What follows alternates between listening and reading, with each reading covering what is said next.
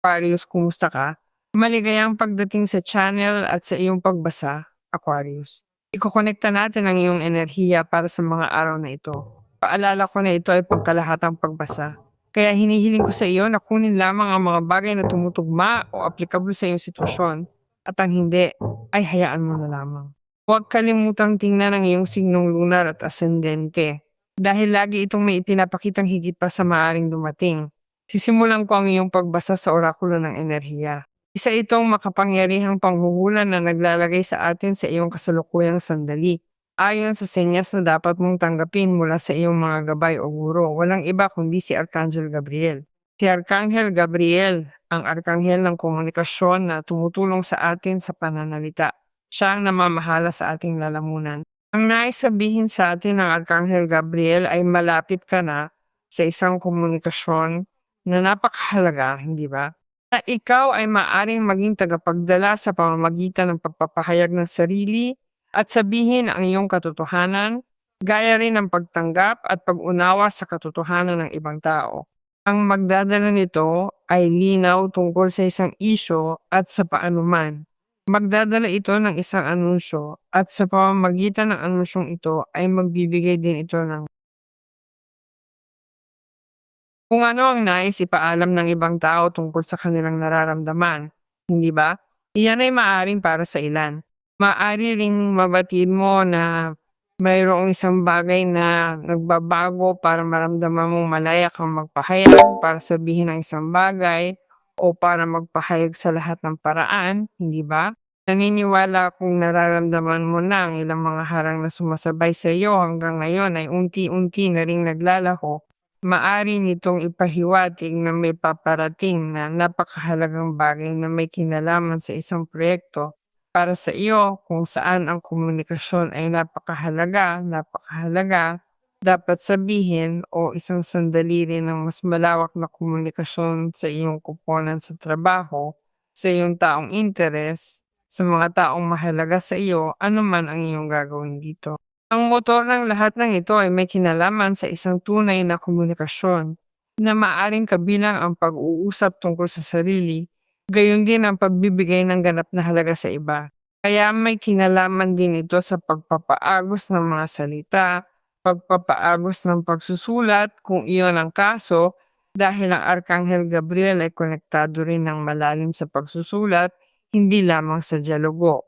Kaya kailangang magbukas at maghanda para gawin ito. Lahat ng may kinalaman sa pagbubukas, sa pagpapahayag, sa katotohanan, sa kung ano ang maari mong ilabas mula sa personal na paglikha na maari ring makatulong sa iba sa paanuman, hindi ba? Kaya naman, mahalaga ring linawin ang chakra ng lalamunan. Tawagin si Gabriel at magnilay sa kanyang kapangyarihan. Ang siyang nagbubukas at lumalagpas sa anumang harang kabilang ang harang sa komunikasyon sa sinuman. Kailangan makita kung paano ang chakra ng lalamunan na matatagpuan sa bahagi ng lalamunan ay umiikot sa isang magandang asul na liwanag at doon din nagtitipon ng tapang, hindi ba? Para masabi ang katotohanan kung kinakailangan at naiintindihan ito ni Aquarius para ang mga taong lumalapit sa iyo ay magsalita ng may katotohanan sa isang tiyak na sitwasyon o gawin itong nakatuon sa ibang tao. At isa rin itong sandali kung saan dapat iwanan ni Aquarius ang anumang lumang takot sa komprontasyon at ipagtanggol ang sarili mula ngayon. Ibig sabihin, kung kailangan mong lapitan ng isang tao, kung kailangan mong makipag-usap sa isang tao, isang superior o isang taong sasabihin mong, hindi ko alam kung mabuti bang kausapin ko ang taong ito, natatakot akong kausapin ang taong ito, naiilang akong kausapin ang taong ito. Ang mga sensasyong maaring maramdaman mo sa pakikipag-usap sa taong ito na malinaw na maaring magkakaiba ay mababago sa pamamagitan ng interbensyon ng Arkanghel Gabriel. Tingnan natin kung ano ang nais sabihin sa atin ng mga anghel ngayon. Huwag mong kalimutan na ang mga pagbasang ito ay palaging pangkalahatan. Kung nais mong talakayin ang iyong partikular na kaso, ang iyong konkretong kaso, maaari kang magkaroon ng personal na konsultasyon sa akin. At ang agenda ng konsultasyon ay ginagawa sa pamamagitan ng pahina sa web. Palagi mo nakikita ang address dito sa video at mayroong ka ring nakapin na komento, ang nakapin na komento sa iyong sign para direkta kang pumunta sa link na nakikita mo riyan at pumunta sa pahina at doon ay piliin ang pagbasang gusto mo. Bueno, Tingnan natin kung ano ang sinasabi ng mga anghel ngayon, ang mga arkanghel sa pamamagitan ng katotohanan ito, isang mahalagang katotohanan, isang mahalagang komunikasyon. Ang Arkanghel Miguel ay nagsasalita rin sa atin tungkol sa katotohanan at kasabay nito ay dala niya ang hustisya. Wow, ang lakas ng enerhiya mo, Aquarius. Dala ng Arkanghel Miguel ang espada sa pamamagitan ng Ace of Swords. Ang Ace of Swords ay isang kamangha-manghang card. Ito ay isang card na tumutugma sa Aquarius dahil sa elementong ginagalawan nito na hangin. Alam mo na may problema dito sa komunikasyon na malulutas, wala akong duda. At hindi mo kailangang makipag-away sa taong iyon, ay block sa buhay ng taong iyon, o ma-block. Kundi mayroong isang bagay na kailangang ayusin sa paraang komunikasyonal o pasulat. Ano man ito, dahil ang impormasyong iyon na dapat makarating sa iyo ay dapat matanggap mula sa isang lugar na magdadala ng pagkakasundo, bentahe, at tagumpay sa iyong buhay. Kaya ito ay isang komunikasyon ng trabaho, isang komunikasyon ng isang taong interes, isang tunay na komunikasyon na nagbibigay sa Aquarius ng posibilidad na makagawa ng tamang desisyon na tumutugma rin sa kanyang katotohanan at sa kanyang hustisya dahil mayroon kang card ng hustisya. Ang lahat ng mangyayari mula rito sa mga susunod na araw ay magiging napakapaborable para sa iyo. Sasabihin ko na katangi-tanging paborable.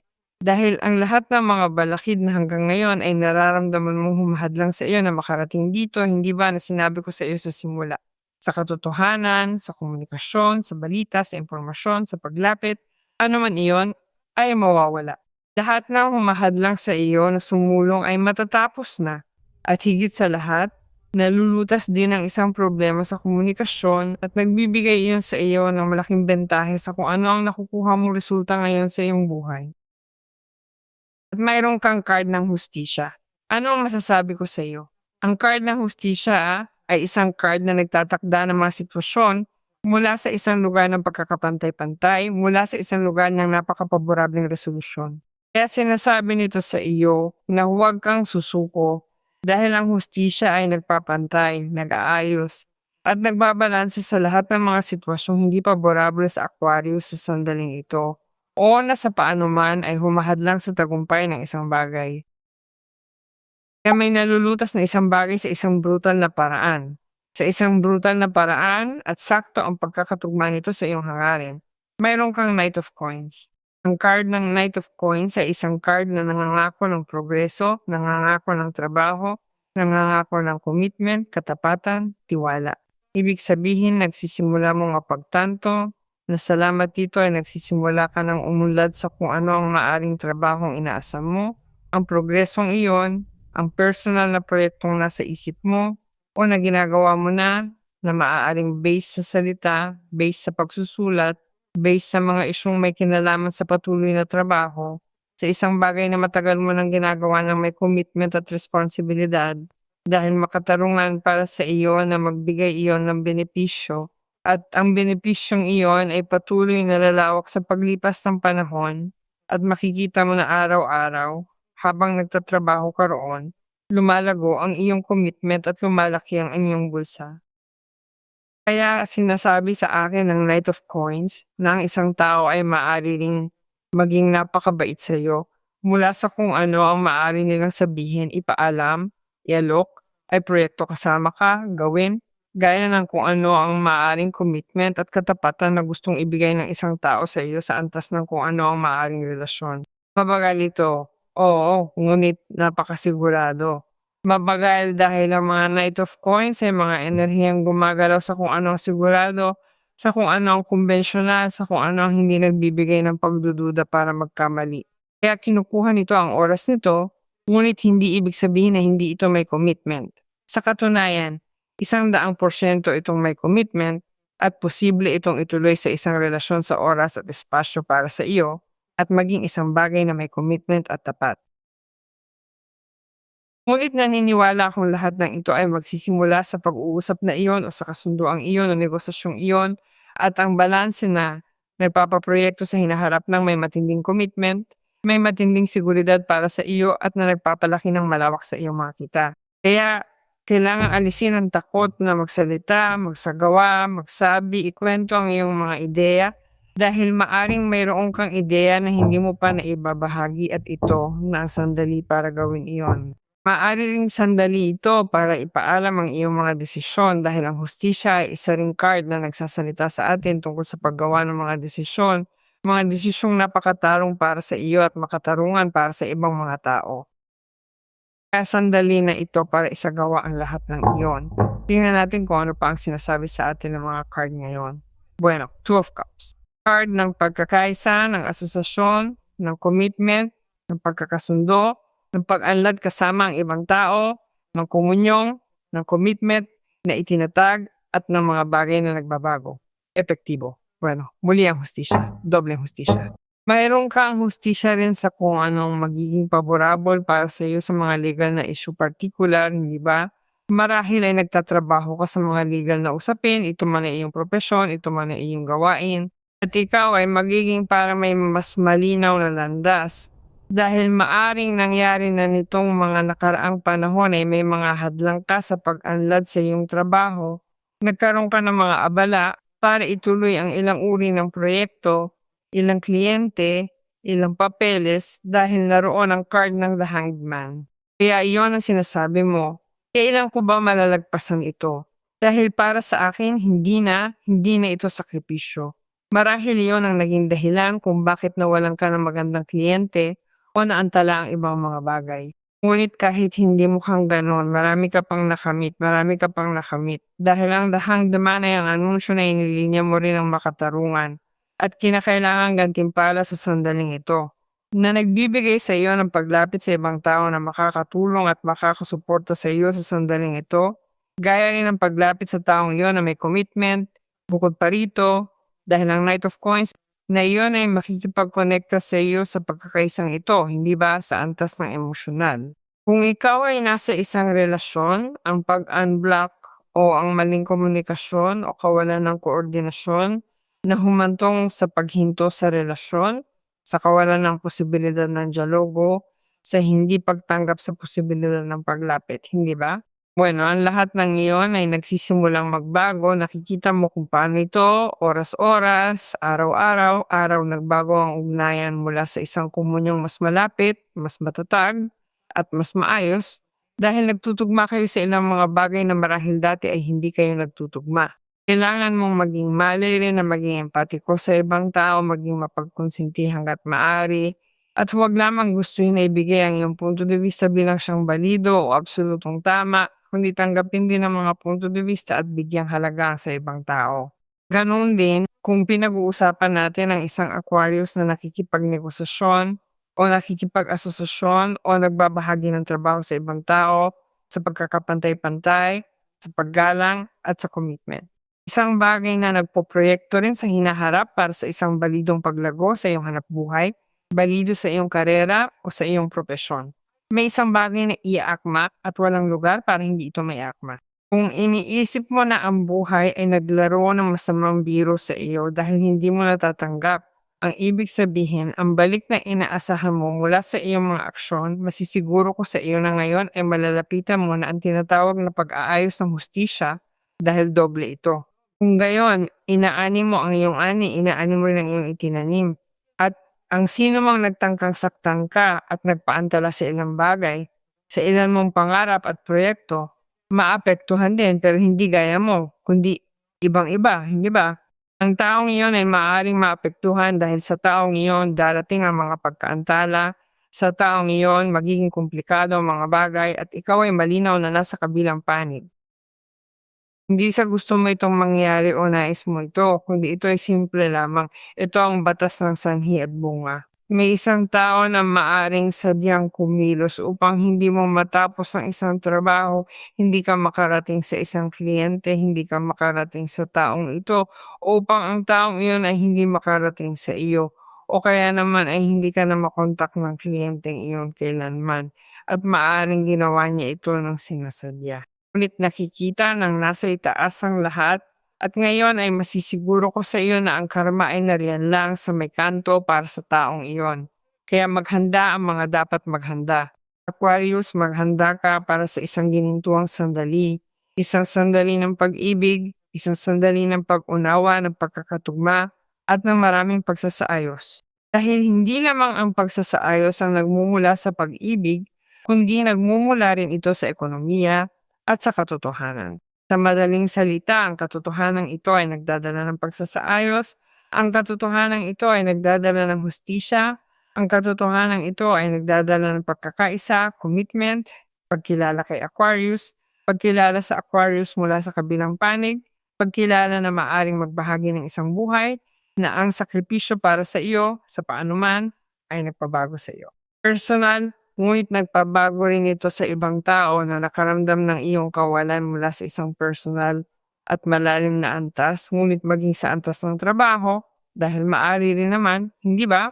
Bueno, pinili ko ang ibang tao. Ang siyang nakikita ko na sa paano man ay gustong manggulo kay Aquarius at ang taong iyon din ay nakaranas ng hindi maganda. Kaya bumabalik sa iyo ang taong iyon at tinatanggap mo ito bilang isang kliyente o bilang mamimili o ang taong kasama mo sa trabaho dahil ito ay nakalaan para sa iyo. At ang mawala iyon para sa iyo ay isang malaking sakripisyo. Nawala ng pera, nawala ng oras, maraming bagay ang nawala, ngunit babayaran ka ng buhay ng malaki. Babayaran ka ng malaki para sa lahat ng pagkalugi at lahat ng pagkaantala na dulot ng isang kawalan ng katarungan. Dito nagtatapos ang isang kawalan ng katarungan. Iyan ang masisiguro ko sa iyo. Dahil ang The Hanged Man ay ang card na nagsasalita tungkol doon, hindi ba? Isang sandali ng paghihigpit, isang sandali ng sakripisyo na nagiging transformasyon at pag-unawa. At parang sinasabi na, bueno, lahat ng ito na para sa akin ay sa paanuman, isang sandali ng pagkakaantala at paghihintay ay personal na nagpamulat sa akin, Aquarius, sa maraming bagay. At kung pag-uusapan natin ang pagbibigay ng hatol, dahil nariyan ang justice, iniimbitahan din tayo ng The Hanged Man para doon. Iniimbitahan tayo na maghintay bago kumilos at mag-obserba bago magbigay ng hatol. At ginawa mo yon kaya naman ang hatol ay naibibigay na. Kaya hinahayaan nating tumakbo ang mga bagay sa kanilang natural na agos.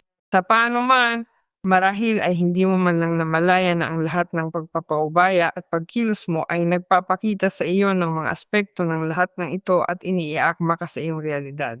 Kaya ngayon, sinasabi sa iyo ng buhay, manatiling mulat at manatiling nakatuon sa lahat ng ito dahil ang kabayaran ay brutal, literal na brutal, brutal, para sa kung ano ang maaari mong makuha mula sa lahat ng ito. Isang mahusay na negosasyon, isang mahusay na kasunduan, isang mahusay na relasyon, dahil malinaw na mayroong Two of Cups. Makatarungan ba na ang taong ito ay makasama mo? Oo.